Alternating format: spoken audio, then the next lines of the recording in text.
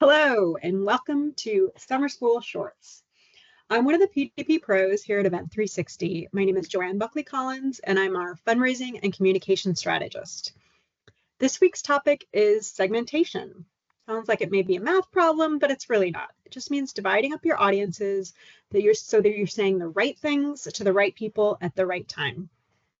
Now, we're usually talking about email when we talk about segmentation, but it can really apply to all forms of communication, including text messages, phone calls, and even content on your website. You have one house list comprised of all your contacts, but there are very few, if any, communications for which you should use your entire house list as the audience. So what you want to do first is break down that master list into the large groups you need to communicate with. These will most likely include, but won't be limited to, donors, past participants, current participants, recipients of your services, which you may call clients or customers, volunteers, your internal team and affiliate staff, email subscribers, and the general public in your community. Now, these groups will overlap. That is, many contacts will be in more than one group. Someone could be a volunteer and also a past participant, or a donor and also a current participant. So keep that in mind when you're crafting your communications so that constituents are not getting multiple copies of the same message in the same channel. The lowest hanging fruit of segmentation is the one that I see so many organizations miss time and again. And that is separating out your currently registered event participants when you send out recruiting communications asking people to register for your event. You might be surprised how often I get an email or text message asking me to sign up for an event I'm already registered for, or to make a donation to a campaign I've already donated to without acknowledging the fact that I've already made a donation. And it only takes a few extra minutes or even less, depending on what communication platforms you use, to filter out currently registered participants from your recruitment comms. Now, you may think extra emails are harmless. Well, if they've already registered, they can just ignore it and delete the email.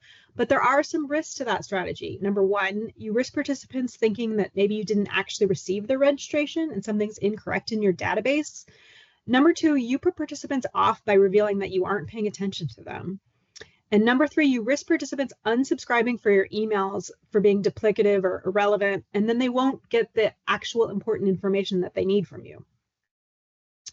Now, once you've crossed the easiest bit of segmentation off your list, you're ready to step up to the next level of complexity. So subdivide those large groups into smaller parts based on characteristics. These characteristics could be their relationship to your organization, their giving or participation history, their connection to the cause, demographics, and more. For example, you could divide your donor group into those who donated directly to your organization and those who made a peer-to-peer donation in support of a participant. Then additionally, subdivide by quantity and consistency of their giving history. Your past participant group can be subdivided by the number of years of participation, their fundraising history, team status or individual status, connection to the cause, and more. And similarly, your current participant group can be divided by those who are new to your event or organization versus those who are vets, team status, fundraising progress, etc. Now, where a contact falls in your subgroups will shape several things: how you talk to them, how often you talk to them, and what you say. So personalize your content in all of your communication channels. First, because it makes your supporters feel recognized and appreciated. Then, because it makes participants more likely to read your message because the content is relevant to them. And finally, personalization makes your messages shorter and more efficient because you don't have to crowd them with information that doesn't apply to everyone. And a shorter email is more likely to get read.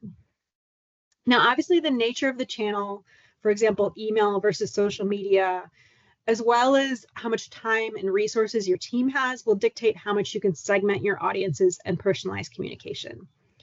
And if you're just going to change one word or small phrase in an email based on the segment someone's in, it may not be worth the time and effort. So before you start to craft a communication plan with overly complicated segmentation, ask yourself, do I really have something different to say to this audience versus that audience? But even if you decide that for a particular piece of communication, you don't need to slice and dice it into multiple segments, at least knowing who you're talking to will help you craft a message with the right tone and the correct amount of information. And that's it. Well, actually, there's actually a whole lot more to crafting an effective communication plan for your peer-to-peer fundraising event. But the good news is that the professional fundraising strategist at Event 360, like me, can help you with that. So drop us a line and stay tuned right here for next week's Summer School Short.